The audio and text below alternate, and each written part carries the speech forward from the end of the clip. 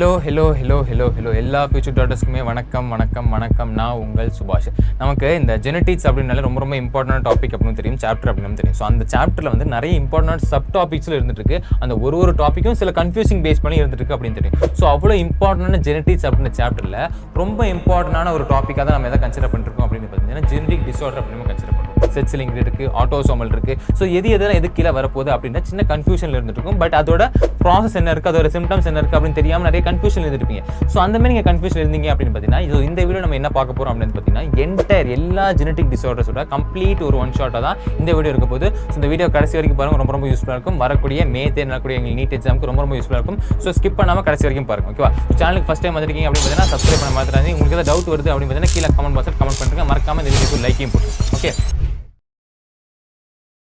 இப்போ நம்ம முன்னாடியே சொன்ன மாதிரி ஜெனடிக் டிஸார்டர் ஒன் பை ஒன்னா பார்த்தலாம். ஃபர்ஸ்ட் நம்ம என்ன பார்ப்போம் அப்படின்னு பார்த்தீங்கன்னா ஆட்டோசோமல் ரிசெசிவ் டிசீஸ். ஃபர்ஸ்ட்லாம் நம்ம ஆட்டோசோமல் ரிசெசிவ் டிசீஸ் பார்ப்போம். ஸோ இதில் வந்து பார்த்தீங்கன்னா first phenylketonuria, alkaptonuria, albinism, thalassaemia, sickle cell anaemia அப்படின்னு இருக்கு, ஓகேவா? இதில் ஃபெனைல்கெட்டனூரியாவும் சரி, தலாசெமியாவும் சரி, சிக்கிள் செல் அனிமியாவும் சரி நம்ம என்சிஆர்டி பேஸில் சூப்பராக இருந்துட்டு இருக்கு. ஆனால் இந்த ஆல்கபிட்டனூரியா, அதாவது பிளாக் யூரின் டிசீஸும் இந்த ஆல்பினிசமும் நம்ம வந்து இருக்காது. பட் இருந்தாலும் தெரிஞ்சு வச்சுக்கோங்க, என்னன்றது தெரிஞ்சு வச்சோம். இதுவும் நம்ம இதில் வருது ஆட்டோசோமல் ரிசெசிவ் டிசீஸில் வந்துட்டு இருக்கு. ஃபெனைல்கெட்டனூரியா நமக்கு எல்லாருக்குமே தெரிஞ்சிருக்கல. ஃபெனைல்கெட்டனூரியா அப்படின்றது என்ன இருக்கு அப்படின்னு பார்த்தீங்கன்னா ஃபெனைலானின் ஹைட்ரோலைஸ் வந்து ஆப்சென்ட் ஆயிருக்குன்னு அர்த்தம். என்னது ஃபெனைலானின் ஹைட்ரோலைஸ் அப்படின்றது?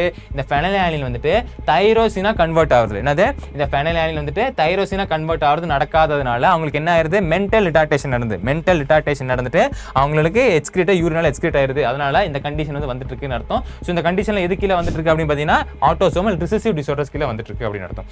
சரி, ஓகே சார், இது என்ன சார் பிளாக் யூரின் டிசீஸ் ஆல்கபிட்டனூரியா அப்படின்னா என்ன சார் அப்படின்னு பார்த்தீங்கன்னா ஒன்றுமே கிடையாது. இது ஹோமியோஜெனடிக் ஆக்சிடேஸில் டிஃபிஷியன்ட் நடக்கிறது. அதனால தான் நமக்கு என்ன பார்க்க முடியும், நமக்கு யூரின் வந்துட்டு ஒரு பிளாக் கலர் டிஃபிஷியன்சி வந்து பார்க்க முடியும் அப்படின்னு தான் பார்த்துருக்கோம். ஓகே, ஆல்கலைன் டிசீஸ் அப்படின்னு. அடுத்து ஆல்பினிசம் பேர் வச்சு நீங்கள் கண்டுபிடிப்பீங்க. இந்த வெள்ளையா இருப்பாங்க தெரியுமா, ஃபுல்லாக குழந்தைய வந்துட்டு மூஞ்சி ஃபுல்லாக வந்து பார்க்கறதுக்கு ரொம்ப வயசான கண்டென்ட்ல இருக்கிறது, ரொம்ப வெள்ளையா மூஞ்சி ஃபுல்லாக வெள்ளையா, ஐப்ரோஸ்லேருந்து தலைமுடி எல்லாமே வெள்ளையா இருக்கிறது நம்ம ஆல்பினிசம் அப்படின்னு சொல்லுவோம். இந்த ஆல்பினிசம் எதுனால பேஸ் நடக்கு அப்படின்னு பார்த்தீங்கன்னா தைரோசினேஸோட டெஃபிஷியன்சினாலையும் அண்ட் மெலனின் டெஃபிஷியன்சியாலும் நடந்துட்டு இருக்கு அப்படின்னு பார்ப்போம். அடுத்து நம்ம பார்க்கணும் தலாசெமியா. தலாசெமியா உங்களுக்கே தெரிஞ்சிருக்கும், ரெண்டு செல்ஸ் ஆல்ஃபா செல்ஸ் பீட்டா செல்ஸ்ல ஒரு மியூட்டேஷன்ஸோ டெலிஷன் நடக்கும்போது தான் நமக்கு இந்த தலாசெமியா வந்து அக்கறை ஆகுதுன்னு அர்த்தம். இது வந்து நம்ம என்ன சொல்லுவோம், குவான்டிடேட்டிவ் இஷ்யூஸ் சொல்லுவோம். என்ன quantitative issues? Blood cells count கம்மியாக ஆரம்பிக்குது. என்ன கம்மியாக ஆரம்பிக்குது?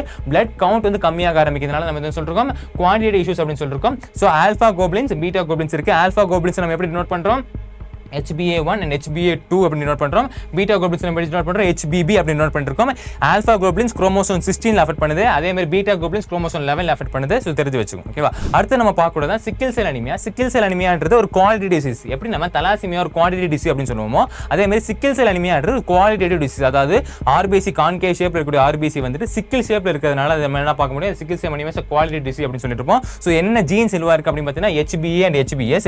இதுல வந்துட்டு HbS and HbS தான் நம்ம டிசீஸ் ஜீன்ஸ் அப்படி நம்ம கன்சிடர் பண்ணிருக்கோம். வேற HbA and HbS இருந்துச்சுன்னா அது கேரியர் அப்படி நம்ம கன்சிடர் பண்ணிருக்கோம். சோ இதனால சிக்கிள் செல் அனிமியா வருது அப்படினு பார்த்தீங்கன்னா நம்ம NCL சூப்பரான டயகிராம் கொடுத்திருக்கோம். அத நீங்க கொடுத்திருக்கோம் பாத்தீங்களா? இப்படி இருக்க வேண்டிய பைகான்கேவ் இருக்கக்கூடிய நம்ம RBC வந்து என்னவா மாறிச்சு அப்படினா சிக்கிள் ஷேப்ல வந்து மாறிடுச்சு அப்படின்றது. அதாவது 6th ஷேப்ல பிரசன்ட் ஆகிற குளுட்டமிக் ஆசிட்க்கு பதிலா நார்மல் பர்சனுக்கு 6th ஷேப்ல பிரசன்ட் ஆகிற குளுட்டமிக் ஆசிட் பதிலா வேலைன் பிரசன்ட் ஆயிருந்துச்சுனா 6th ஷேப்ல பிரசன்ட் ஆகிற குளுட்டமிக் ஆசிட் பதிலா வேலைன் பிரசன்ட் ஆயிருந்துச்சுனா அவங்களுக்கு வந்து சிக்கிள் செல் அனிமியா வரதுக்கு அதிகமான சான்ஸ் இருக்கு அப்படின்னு சொல்றோம். சோ ரிசெசிவ் டிசீஸ் ஆட்டோசோமல்ல வந்துட்டு இருக்கு. ஓகே, இப்போ அடுத்து நம்ம பார்க்க போறது என்னது அப்படின்னு பார்த்தா X linked recessive disease. Okay, dominance நீங்க தெரிஞ்சிருக்கும். செட்ஸ்லிங்க் ரிசெசிவ் டிசீஸ் நம்ம பார்க்கக்கூடியது ஃபர்ஸ்ட் வந்துட்டு கலர் பைனஸ் அண்ட் ஹீமோஃபிலியா அப்படினது. கலர் பைனஸ்னா என்னது உங்களுக்கு தெரிஞ்சிருக்கும்.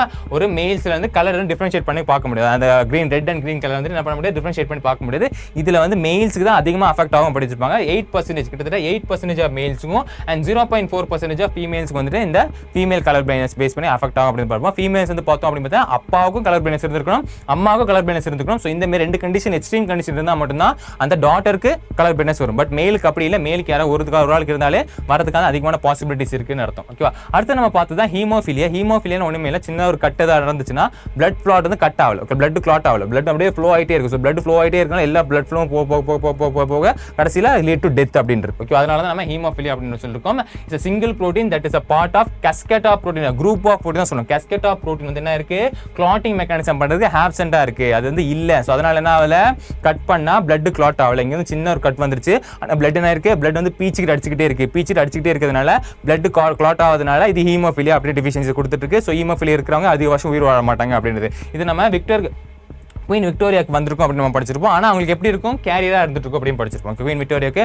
கேரியராக ஆக்ட் பண்ணியிருப்பாங்க அப்படின்னு படிச்சிருப்போம். அதான் ஹீமோஃபிலியா அப்படின்றது இதெல்லாம் பேஸ் பண்ணி வந்துருக்கு.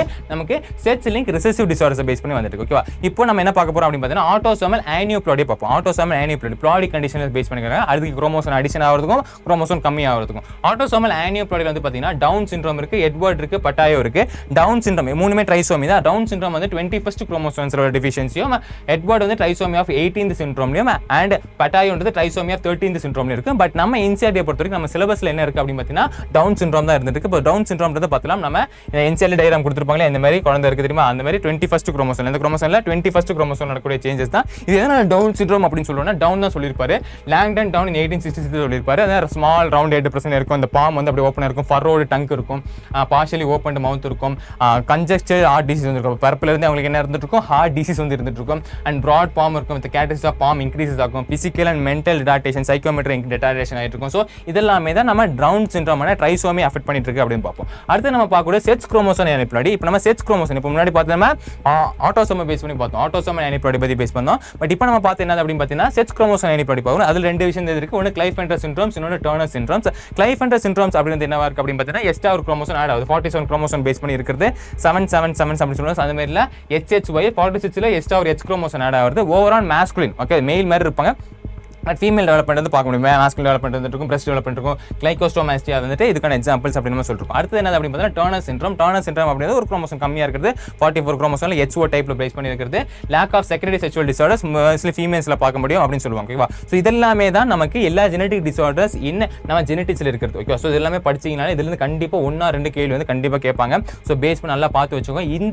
இந்த வீடியோக்கு கீழே வந்துட்டு இந்த PPT-யோட இது கொடுத்துருக்கோம். ஓகேங்களா, ஸோ எங்க சார் இருக்குன்னு தேடிட்டு இருக்க வேணாம், நம்ம வீடியோக்குள்ள போறீங்க, வீடியோ தான் நம்ம சேனலுக்கு போறீங்க, ஏதோ ஒரு வீடியோ ஃபார் எக்ஸாம்பிள் இந்த வீடியோ எடுக்கிறேன், இந்த வீடியோக்குள்ள போனீங்க அப்படின்னா டிஸ்கிரிப்ஷன் இருக்கும். அந்த டிஸ்கிரிப்ஷனில் போனீங்கன்னா இதெல்லாம் எப்படி இருக்கும் தெரியுமா, இதில் வந்துட்டு நான் அந்த வீடியோட நோட்ஸ் வந்து கொடுத்துட்றேன். ஓகேவா, அது மட்டும் இல்லாமல் நாட் ஓன்லி இந்த வீடியோ நோட்ஸ் மட்டும் இல்லாமல் இது எல்லாத்துலையுமே இருந்துட்டு. ஓகேவா, நம்ம வந்துட்டு இந்த all India test series Eklavya all India test சீரிஸிங் தான் போயிட்டு இருக்கு. ஸோ உங்களுக்கு Eklavya all India test series வேணும்னு நினச்சிங்கன்னா உங்கள் ப்ரிப்பரேஷன் பூஸ்ட் பண்ணணும், எப்படியா ப்ரிப்பரேஷன் பூஸ்ட் பண்ணணும். ஏன்னா 34 டெஸ்ட் இருக்கு. இந்த மார்க் டெஸ்ட் நிறைய எழுதினா தான் நமக்கு நல்ல மார்க் ஸ்கோர் பண்ண முடியும், நமக்கு எல்லாருக்குமே தெரியும். ஸோ நீங்கள் நிறைய மார்க் டெஸ்ட் எழுதணும், ஒரு டெஸ்ட் சீரிஸ் உங்களுக்கு வேணும்னு நினச்சிங்கன்னா இந்த ஏகேலவி டெஸ்ட் சீரிஸ் நீங்கள் அப்ரோச் பண்ணிக்கலாம். 499 தான் இருந்துருக்கு. நம்ம சொன்ன மாதிரி 34 டெஸ்ட் இருக்கு. அந்த 34 டெஸ்ட்ல வந்துட்டு 10 டெஸ்ட் வந்து அன்ஷெட்யூல் பேஸ்ல இருந்துருக்கு, 24 டெஸ்ட் ஷெட்யூல் பேஸ்ல இருந்துருக்கு. அது ரொம்ப ஹைலைட் என்ன அப்படின்னு பார்த்தீங்கன்னா 4 டெஸ்ட் வந்து ஆஃப்லைன் பேஸ்ல இருந்துருக்கு. ஓகேங்களா, ஸோ உங்களுக்கு வேணும்னா இதை நீங்கள் யூஸ் பண்ணிக்கோங்க. ஓகேவா, ஸோ இன்னொரு வீடியோ நான் சந்திக்கிறேன். உங்களுக்கு இதே மாதிரி வேற என்ன வீடியோ அப்படி வேணும் அப்படின்னு மறக்காம கமெண்ட்ல லீவ் பண்ணுங்க. ஸோ இன்னொரு வீடியோ சந்திக்கிறேன். ஸோ ஃபர்ஸ்ட் டைம் சேனல் பார்த்தீங்க அப்படின்னு சேனல் மறக்காம சப்ஸ்கிரைப் பண்ணிக்கோங்க. உங்களுக்கு ஏதாவது டவுட் இருந்தால் கமெண்ட் பாக்ஸ்ல கமெண்ட் பண்ணுங்க, நான் வந்து பார்க்குறேன். ஓகேவா, மறக்காம செஷன் லைக் பண்ண மறந்துடாதீங்க. நம்ம மறுபடியும் சந்திப்போம். எல்லா எபிசோட்ஸ்க்கும் பை ஃப்ரம் சுபாஷ். ஓகே, மறுபடியும் சந்திப்போம். பை.